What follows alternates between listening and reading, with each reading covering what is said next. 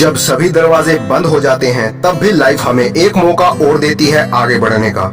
लेकिन शर्त यह है कि आपको उस मौके को पहचानना होगा। हर मौका पहले मौके से छोटा या उससे बड़ा हो सकता है, लेकिन मौका मिलता जरूर है।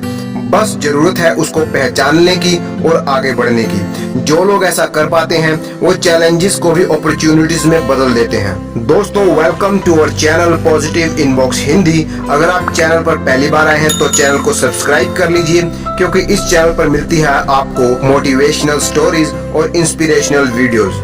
आज की हमारी कहानी है एक चर्च के पहरेदार की। ये चर्च शहर से थोड़ा दूर एक शांत जगह पर बना हुआ था। शहर के लोग अक्सर ही इस चर्च में प्रार्थना करने के लिए आते थे। चर्च काफी पुराना था। इसी चर्च में एक पहरेदार भी काम करता था, जो पिछले 30 साल से इसी चर्च में नौकरी कर रहा था। पहरेदार की उम्र लगभग 50 साल की थी। इस उम्र में भी वो अपना काम बहुत ही मुस्तैदी के साथ करता। वो अपने काम से बहुत ही सेटिस्फाइड था। वो चर्च में बने हुए कमरे में ही अकेला रहता था। अब क्योंकि वो अकेला ही रहता था तो उसकी कुछ खास जरूरतें भी नहीं थी। उसके कमरे में कुछ खाने पीने का सामान, एक चूल्हा और एक बिस्तर ही था। उसे बस एक ही शौक था और वो था चाय पीने का। अपने लिए बेहतरीन चाय बनाता था और कभी कभी चर्च में आने वाले लोगों को भी पिलाता था। उसी चर्च के फादर से उसकी अच्छी बनती थी, इसीलिए तो वो पिछले 30 साल से यहीं पर टिका हुआ था। एक दिन अचानक फादर की हार्ट अटैक से मौत हो गई, तो उनकी जगह एक नए फादर ने ले ली, जो कि काफी जवान था और बहुत ही पढ़ा लिखा भी था। पहरेदार, जिसका नाम डेविड था, वो काफी ईमानदारी से अपना काम कर रहा था और नया फादर उसके काम से सेटिस्फाइड भी था। लेकिन एक दिन उसने पहरेदार डेविड को अपने कमरे में बुलाया और कहा कि तुम बहुत ही ईमानदारी से काम कर रहे हो और मैं तुम्हारे काम से खुश भी हूँ, लेकिन आजकल के मॉडर्न जमाने में मैं चाहता हूँ कि चर्च का पहरेदार भी पढ़ा लिखा होना चाहिए। तो तुम ऐसा करो कि पढ़ाई लिखाई शुरू कर दो और कम से कम 5वीं क्लास तक की पढ़ाई तो कर ही लो। अब ये बात सुनकर पहरेदार डेविड परेशान हो गया। वो मन में सोचने लगा कि अब तो मेरी पढ़ाई लिखाई की उम्र भी नहीं रही और वैसे भी इसका मेरे काम में कोई इस्तेमाल भी नहीं है। लेकिन फादर को तो एक पढ़ा लिखा पहरेदार ही चाहिए था, तो उन्होंने पहरेदार से साफ साफ कह दिया कि या तो पढ़ाई लिखाई शुरू कर दो या फिर ये नौकरी छोड़कर चले जाओ। पहरेदार डेविड ने ये नौकरी छोड़ने का फैसला कर लिया। उसने अपना थोड़ा बहुत जो भी सामान था, बिस्तर, चूल्हा वगैरह इकट्ठा किया और चर्च से रवाना हो गया। इस सर्दियों के मौसम में पहरेदार डेविड उस चर्च से निकल तो पड़ा, लेकिन उसे खुद भी यह अंदाजा नहीं था कि वो कहाँ जाएगा। वो बस शहर की तरफ जाने वाली सड़क पर चलना शुरू कर देता है।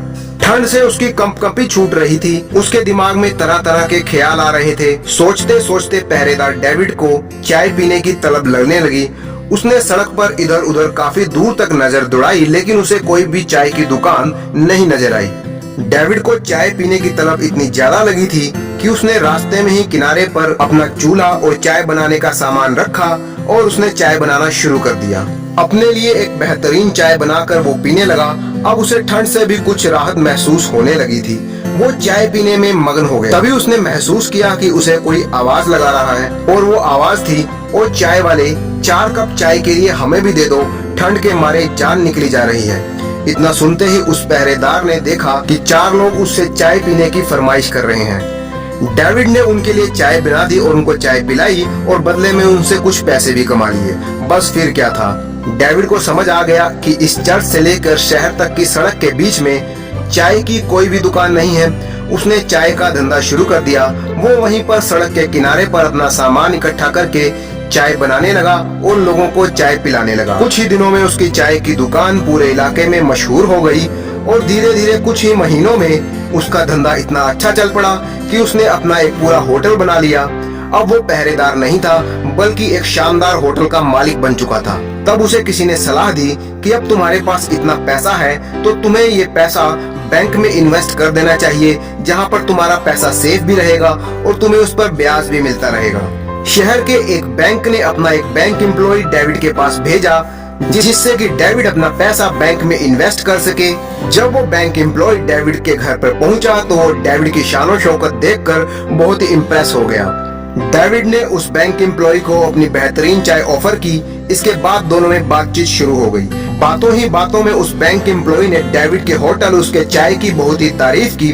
फिर पैसे इन्वेस्ट करने के लिए उसने एक फॉर्म निकाला जिस पर उसे डेविड के साइन चाहिए थे, लेकिन डेविड ने उस फॉर्म पर साइन करने से मना कर दिया क्योंकि डेविड अनपढ़ था, उसे साइन करना आता ही नहीं था। ये देखकर वो बैंक एम्प्लॉय हैरान रह गया कि इतने बड़े होटल का मालिक और इतना अमीर आदमी बिल्कुल अनपढ़ है। उससे रहा नहीं गया तो बैंक एम्प्लॉय ने डेविड से बोला, सर आप पढ़े लिखे नहीं हैं, फिर भी आपने इतना बड़ा होटल खड़ा कर दिया। अगर आप कहीं पढ़े लिखे होते तो आप न जाने क्या क्या कर जाते और न जाने कितने और होटल आप बना देते। आप क्या होते ये आपको भी अंदाजा नहीं है।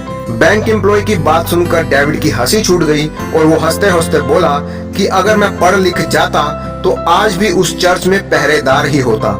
मैं अनपढ़ हूँ लेकिन मूर्ख नहीं हूँ। दोस्तों, मूर्ख इंसान वो नहीं है जो पढ़ा लिखा नहीं है, बल्कि आज के जमाने में हमें पढ़े लिखे मूर्ख भी मिल जाते हैं। एक समझदार इंसान वो है जो लाइफ में मिलने वाले हर मौके को पहचानता है और उसका फायदा उठाकर आगे बढ़ सकता है। हो सकता है कुछ मौकों पर आप फेल भी हो जाएं, लेकिन अपने फेलियर से सीख कर ही हम अपने चैलेंजेस को अपॉर्चुनिटीज में बदल सकते हैं। इसी तरह की इंस्पिरेशनल और मोटिवेशनल वीडियोस अगर आप देखना चाहते हैं तो चैनल को सब्सक्राइब कर दीजिए।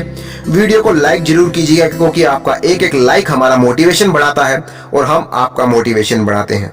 Thank you for watching.